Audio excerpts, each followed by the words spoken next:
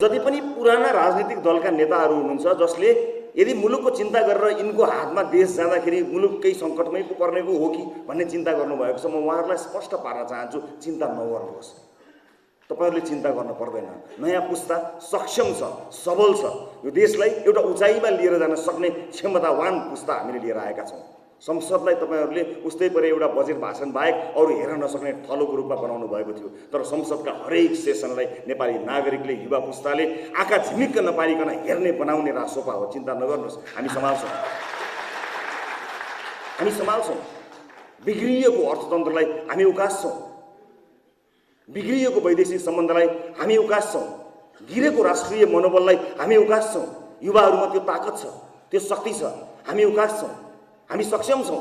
राजनीतिक रूपमा परिपक्व हुन्छौँ, हुँदैछौँ, गर्दैछौँ। तर त्यो राजनीति पनि के राजनीति जसले देशलाई हरितन्नम बनाएर छोड्यो, देशका नागरिकलाई देश छोडेर जाने बनायो, लालापालालाई छोडेर जानुपर्ने बनायो, सम्भावना भएको देशलाई सम्भावनाहीन बनाएर छोड्यो। हामी त्यहाँबाट उठाएर एउटा गन्तव्यमा मुलुकलाई लिएर जान सक्षम छौँ।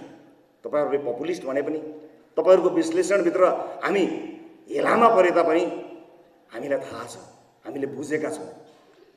र यो जोडिने क्रममा जसरी हामी नयाँ साथीहरू जोडिएका छौँ, ती साथीहरू अब्बल साथीहरू हुनुहुन्छ, युवा साथीहरू हुनुहुन्छ।